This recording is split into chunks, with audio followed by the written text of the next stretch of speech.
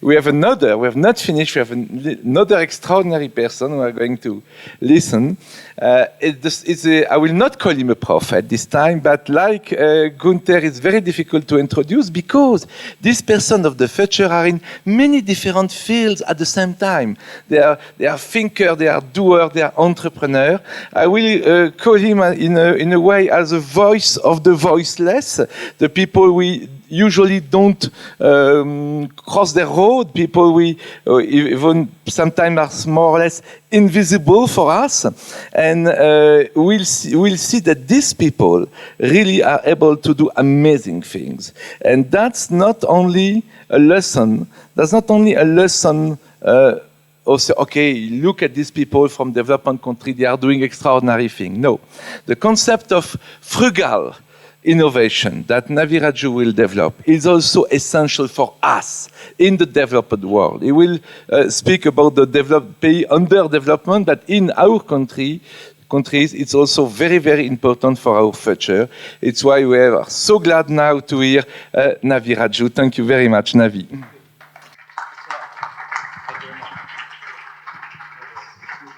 No problem. No, take your time. Good morning, everyone. It's a delight to be here with you. I must say that 36 hours ago, I was in La Réunion, which is an island of Madagascar, at 0 meter sea level. And it's kind of interesting to go from 0 meter altitude to almost 2,000 meters, so I'm still catching up my breath. So delighted to be here with you this morning to talk about a subject that I'm very passionate about, which is frugal innovation.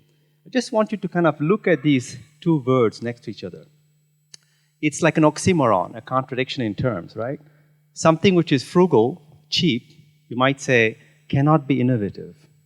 And similarly, when you look at the word innovation, you think about big R&D centers, billions of dollars in research and development, and therefore, innovation cannot be done frugally. And my job in the next 45 minutes is to try to reconcile this contradiction between frugality and innovation.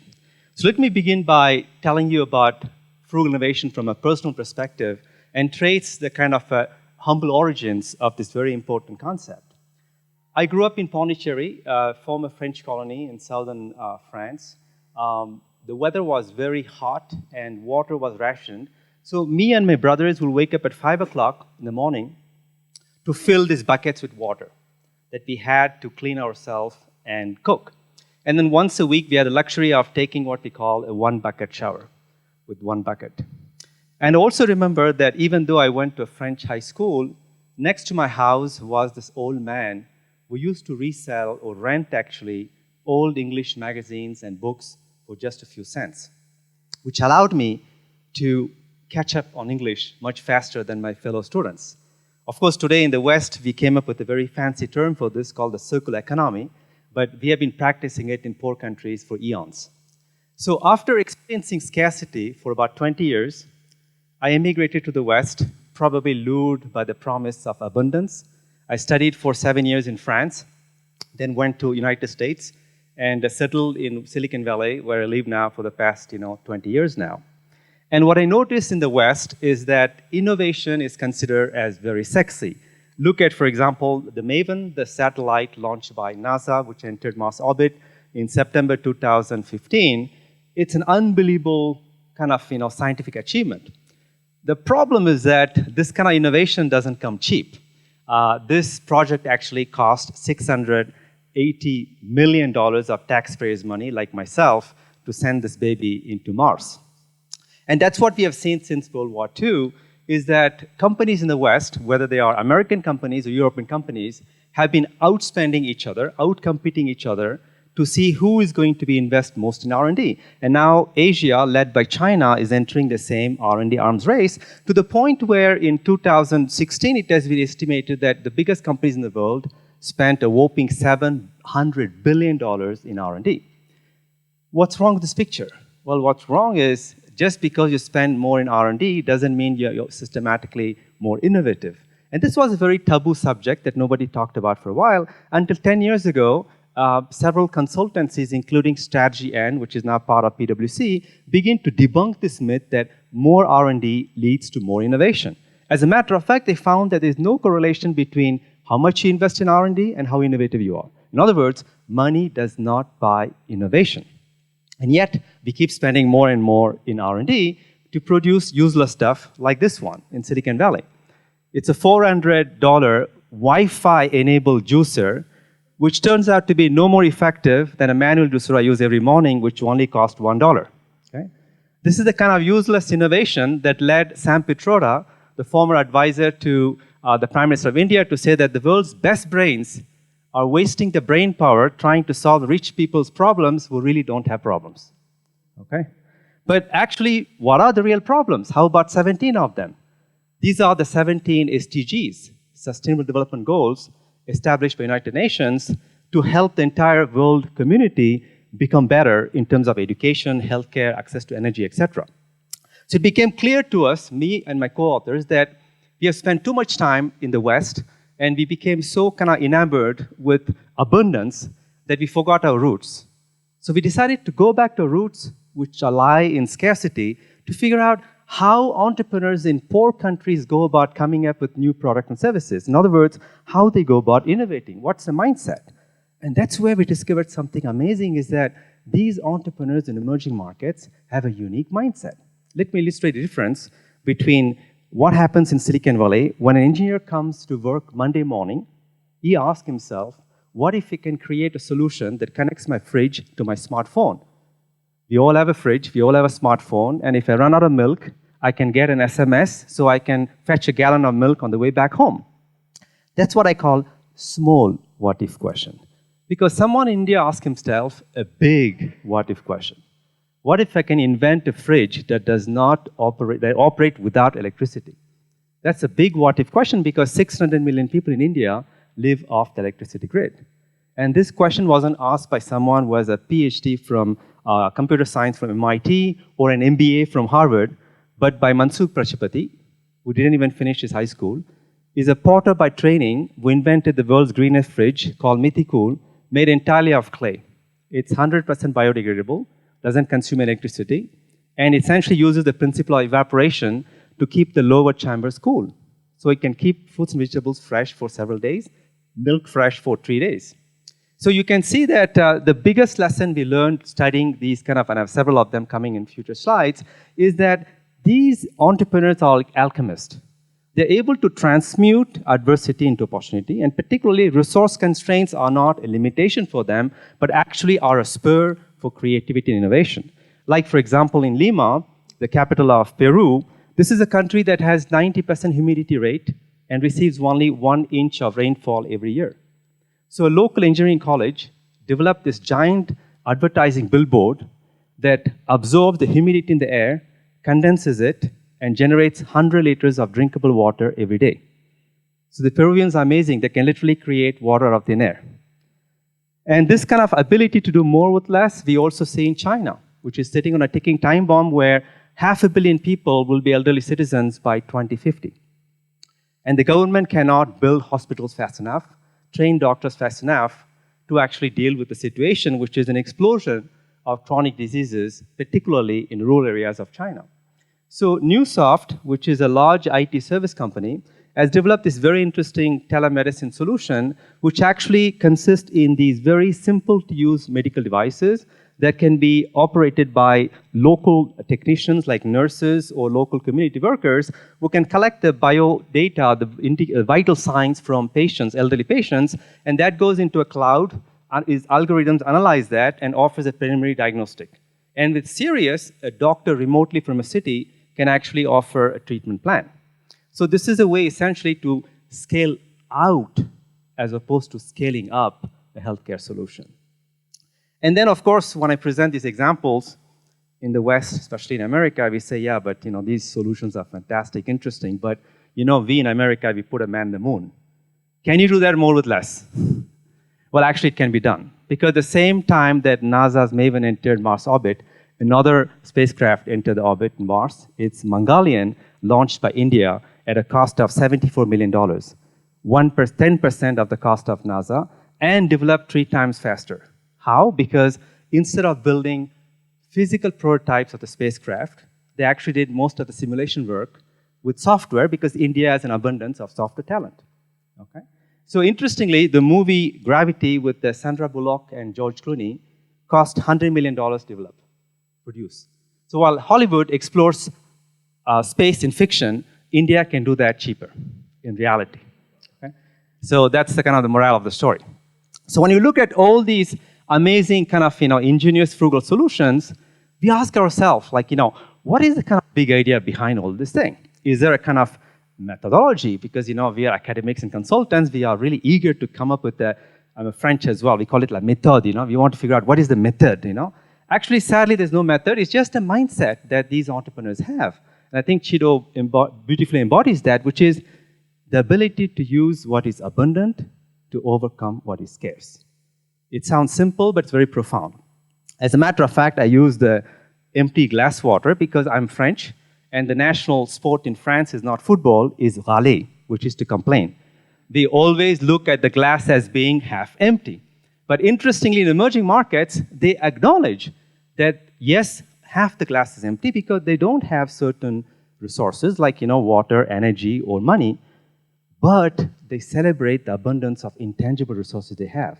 Human qualities like empathy, ingenuity, resilience, or the kind of traditional knowledge they may have, or the social capital as well they have. And they use what is abundant, these intangible resources, to overcome what they don't have, the scarce resources.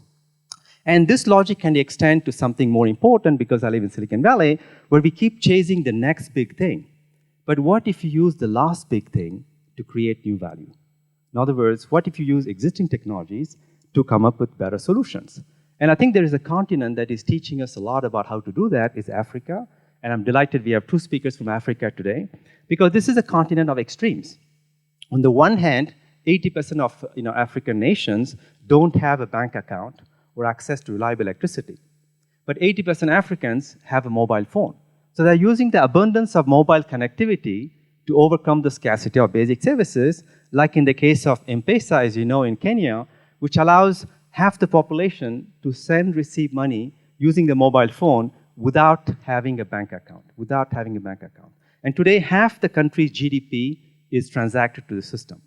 And as a matter of fact, what's amazing is that, I growing up in a former, Western colony, is that now the world is reversing itself in the logic of innovation, because solutions first tested out in poor countries are now being deployed in mature economies, because Orange, the operator, telecom operator, has a rival solution called Orange Money, which was tested also in Africa, and they got last year a license to become a bank. So in 2018, Orange will be deploying the same solution in France and other European countries. So Orange will become a bank from next year, using a solution, frugal solution, that is pioneered in the South. So, of course, Kelvin will come later. I can't wait to hear from him as well, because he also embodies this frugal, resilient ingenuity of Africa. So what I want to do now is, again, being French, I can't, help myself introducing the method, right, behind this kind of, creativity that I described so far. And that method is called frugal innovation, because in the West, if you don't have an English term, nothing is taken seriously. So we ended up calling it frugal innovation. So I want to talk about what is the philosophy of frugal innovation, but also the core principles. So in a nutshell, frugal innovation is about trying to create more, not just value, but also values, while at the same time trying to minimize use of resources. It sounds rather simple until we go into more details. So let's kind of deconstruct these 2 elements. The denominator, values, because it's not just about creating more economic value, it's about economic and social, and as Gunther said, positive ecological value. So it's not enough to reduce the carbon footprint, you have to enlarge your ecological handprint. Okay? So that's also about the values, because it has a moral dimension, we'll talk about that as well. And in terms of resources, it's about, of course, reducing capital, energy, and time. So you look at this and say, Navi, wait a second, well, the corporate world, and we have been doing it for eons, what the heck is new in this one? Well, it's new and, let's say, another Western term, disruptive, when you start putting a little order of magnitude. What if you start creating a solution that delivers 10 times more value using 10 times fewer resources? Now we are talking with, for example, this medical device, an ECG device developed by GE Healthcare, which cost 1/10 of the cost of Western ECG devices. It's also 1/10 lighter. That means that a doctor can carry it in his bicycle in India and go consult patients in remote villages. And that's important. If the patient cannot come to the doctor or the machine has to go to the doctor. So you have to redesign the product so that it's more accessible. So also it is actually more energy efficient because the battery lasts much longer. So this is a solution delivers 10x more value using 10x fewer resources. Now, let's push the envelope a bit. What if a solution delivers 100x more value with 100x fewer resources? Now it becomes truly disruptive. And there is such a solution actually I brought with me. It's actually called Embrace. And I think with the mic, it's going to be difficult to do a quick demonstration, but I will tell you what it is about.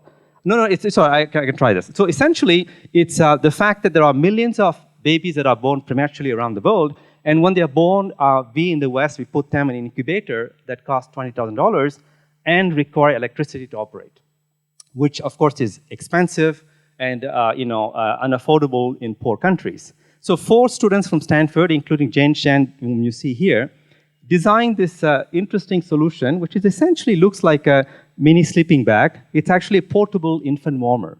So essentially inside, it has this material called a phase change material. It's like wax, and you can place it on a heating pad or put it in a boiling water. It melts, and you reinsert it, and you can actually keep the baby at constant temperature for 6 hours straight.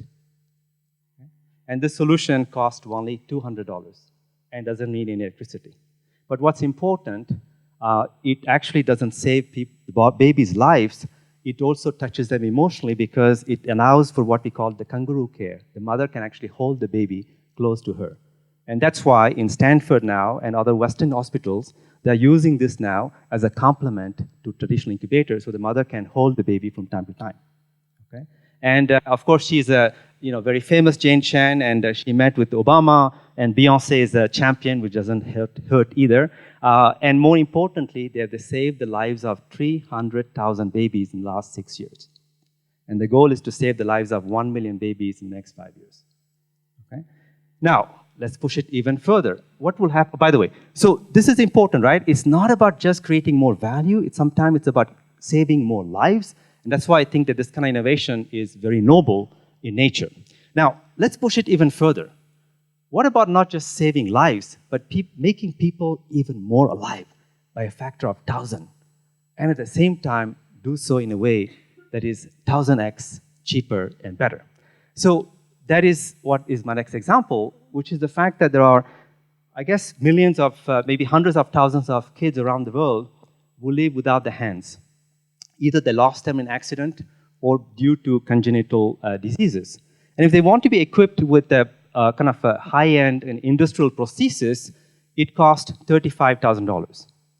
But an NGO called Enable the Future uses 3D printers to allow parents to print themselves this prosthesis and assemble it and put it on the kids.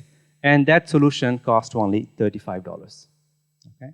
And such a solution brought immense joy to Maxence, a young kid in France who became France's first kid to be equipped with a 3D printed hand, or this young Indonesian woman who was able to feed a newborn baby for the first time with her own hands.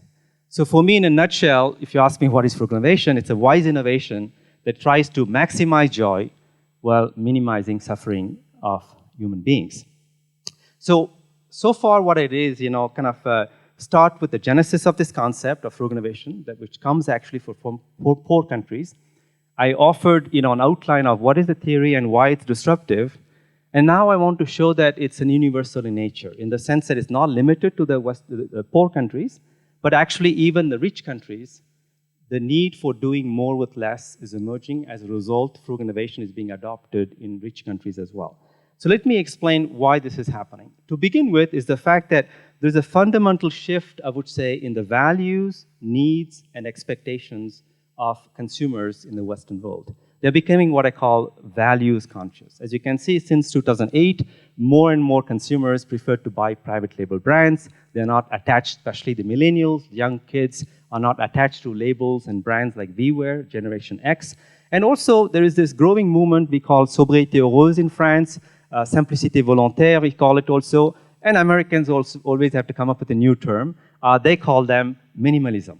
Of course, we elected a US president who embodies maximalism, but it turns out that a lot of Americans now embracing this concept called minimalism, which essentially consists in downshifting. That is, even though you have money, you choose to live a simpler life.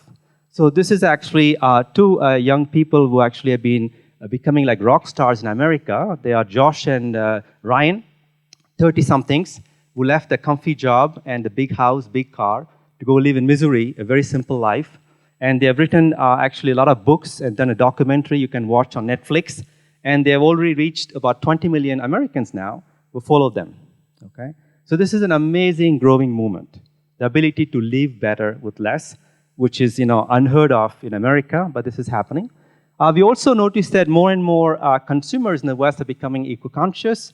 They demand that brands behave in a more socially ecological responsible way. And also you can see that 80% consumers now, especially in France, prefer to buy products locally, and this is what we call circuit court. And actually I'm also a big fan of that. I live in California, and I decided to buy only products grown within a 900-mile radius. It's big, California. So as somebody who grew up in India, I gave up banana, mango, all kind of tropical fruits, papaya. I don't eat them, which is sad, but I have to live up to my values. So I think this is the kind of movement I think you will see more and more citizens practice, to actually source products that are locally grown, within their region.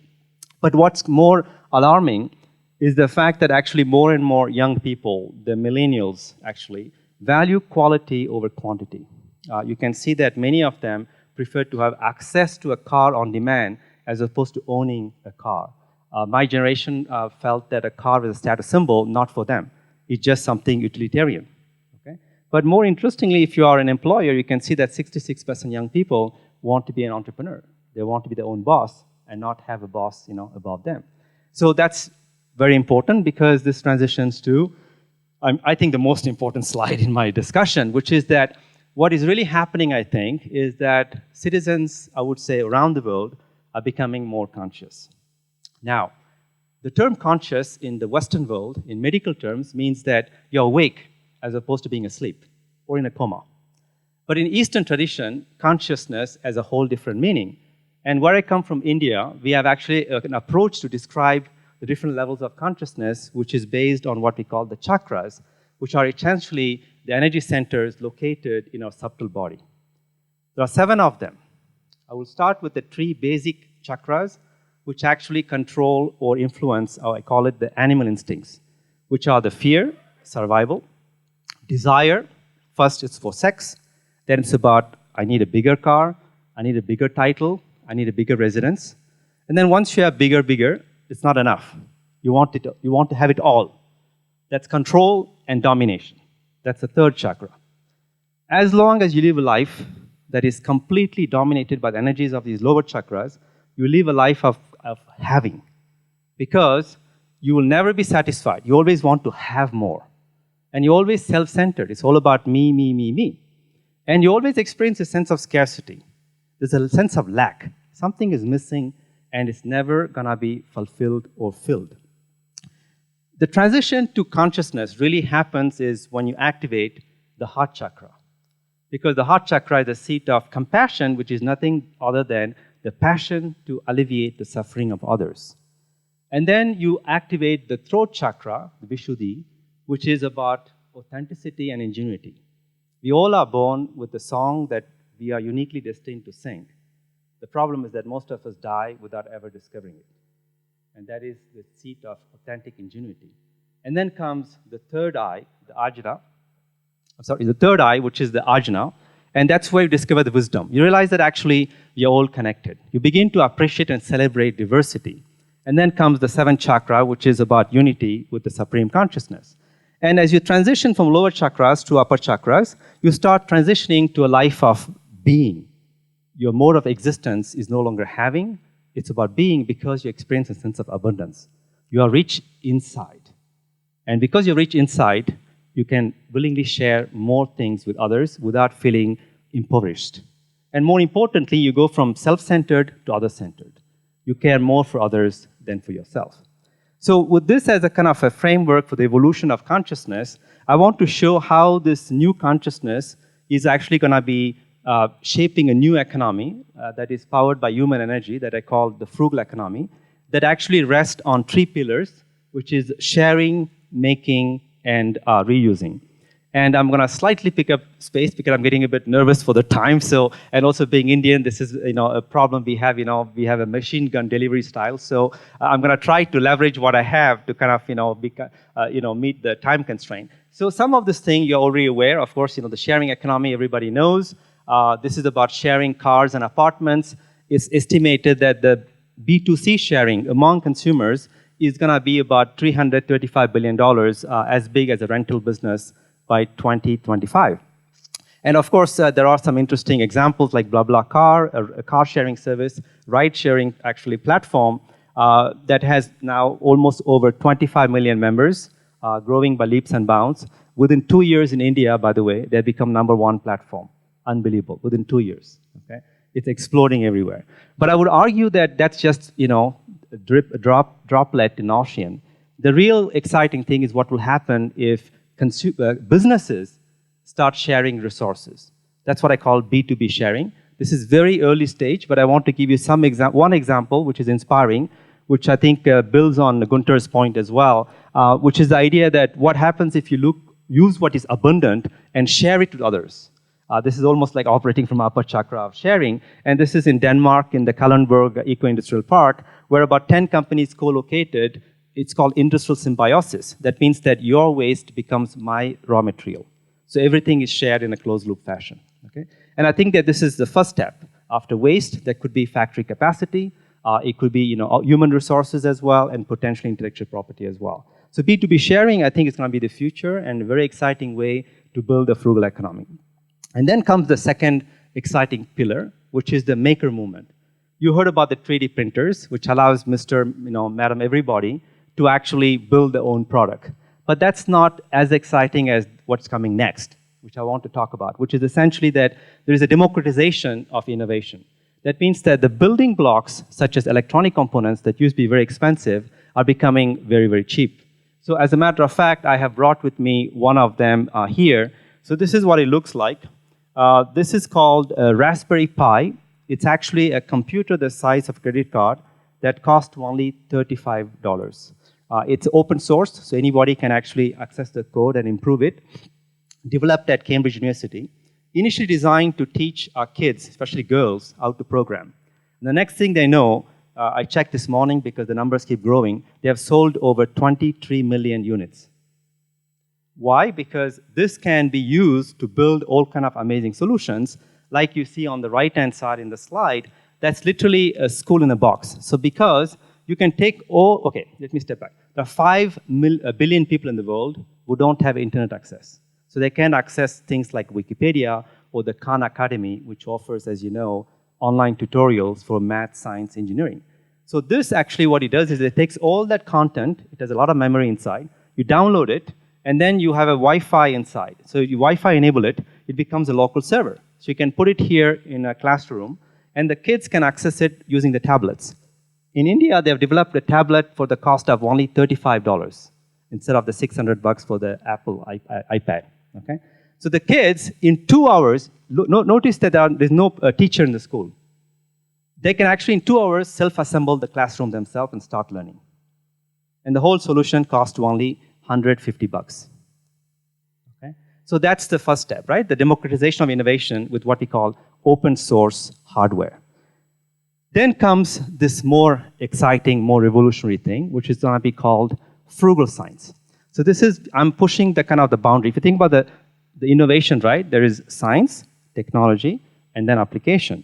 So I talked about application, I talked about technology, I'm pushing all the way up in the value chain. What if scientific discoveries can be done frugally now? So this is being pioneered by Manu Prakash, who is a professor at Stanford University. And he's actually launching this field called frugal science by developing, for example, a 50-cent microscope, which can be folded like paper origami. And it can actually increase subcellular structures like parasites, microbes, by a factor of 2,000, which allows you essentially to detect diseases, or also conduct scientific experiments. And this is being deployed They've been deploying about 1 million units worldwide, and it reaches amazing places like this Maasai tribal school in Kenya. Okay, and he's not stopping there. He's now coming up with another interesting product, which is a 20-cent centrifuge that separates blood plasma from red cells in 90 seconds without using electricity. So this is the field of frugal science, which is going to democratize scientific discoveries. Of course, the next trend in the maker movement is that if everybody start making, wait a second, in the old times we used to say, I consume, therefore I am. So I used to drive miles to go to a supermarket, buy stuff, and mindlessly consume.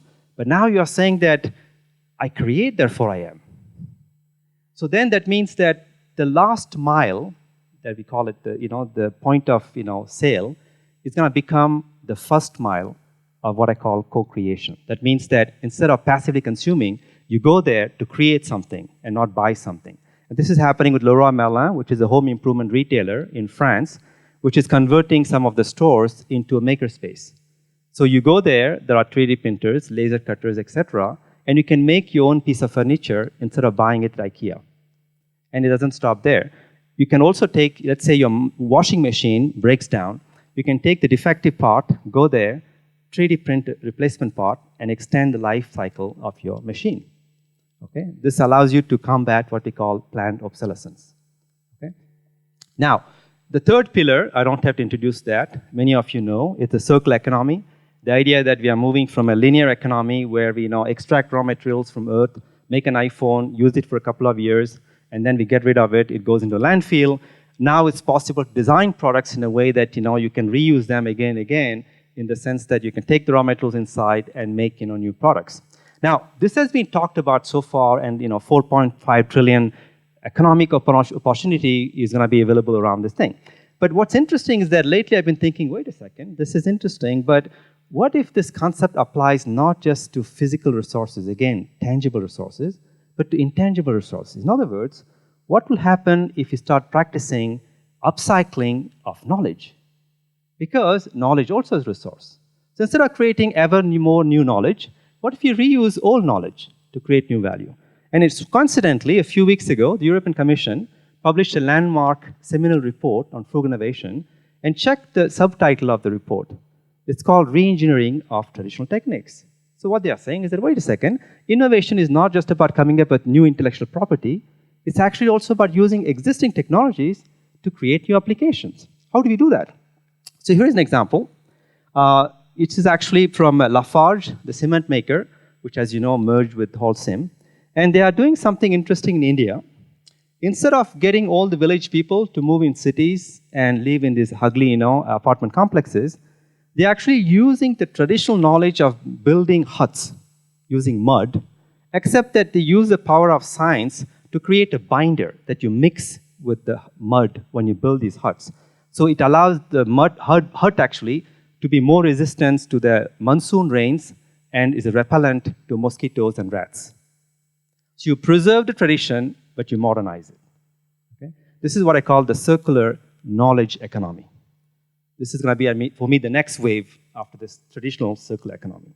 So, in summary, I would say, so far we have defined progress in a very unidimensional way, measuring GDP as an indicator. We all know that that indicator is causing a lot of trouble for us, because just going for more growth, economic growth, is actually leaving a lot of people excluded and depleting natural resources. So clearly, growth purely through the lens of economic, kind of expansion is not the right way to go.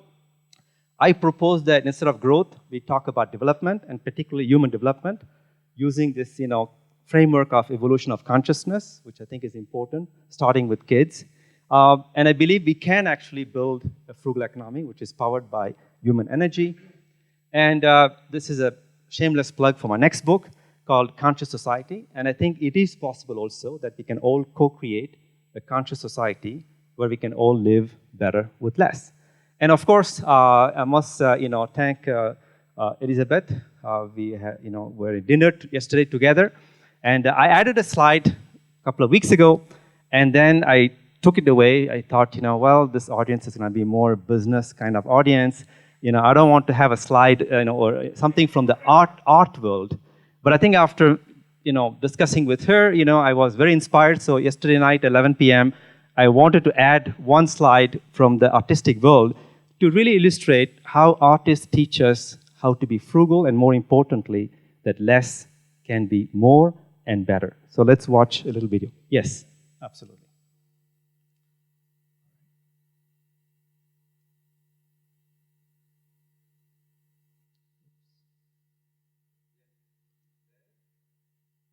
Yeah, it's coming up. Yep. Can